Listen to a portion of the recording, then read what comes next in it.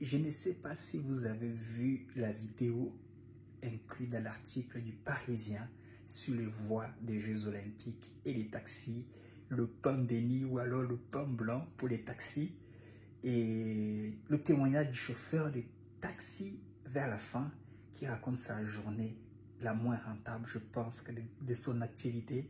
Ça m'a fait penser à moi où j'ai fait pareil une journée, la pire des journées, où j'ai pris un taxi qui me coûtait 50 € par jour. J'ai fait 70 € de chiffre d'affaires la journée et j'ai mis 20 € de gasoil. Je crois que j'avais mis 15 € de gasoil. À la fin, j'avais pour bénéfice 5 € en une journée. Et oui, bien sûr, le taxi est 100% mieux que le VTC. Et cependant, beaucoup de taxis se cachent pour faire du VTC dissimulé. Ils prennent nos courses. Anyway, on voit, on a les yeux pour voir et les oreilles pour entendre.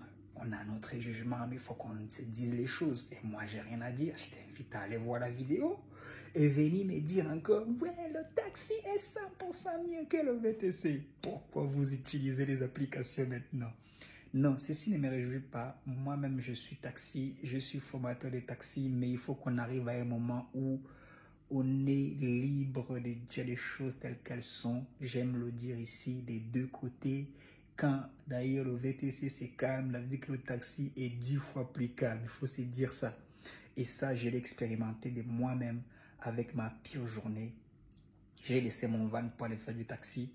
Tout de suite, j'avais pris le taxi pour un mois. J'ai appelé le collègue, je dis, je te rends ton taxi, je vais aller gagner les mêmes 70 € par jour, mais en VTC, mais au moins, mon van est déjà remboursé, je pas, tu vois.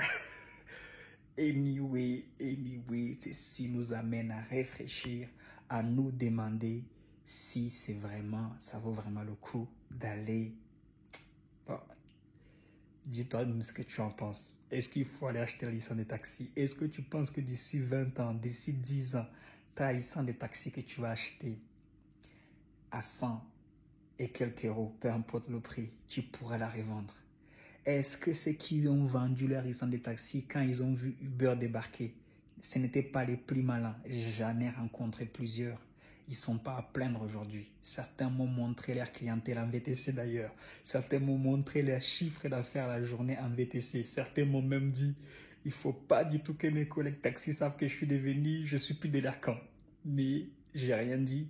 Je suis là pour réagir par rapport à l'activité, pour parler au sein à un petit frère, à un grand frère, à une petite sœur, à une grande sœur. Parce que je pense que les gens doivent connaître la vérité.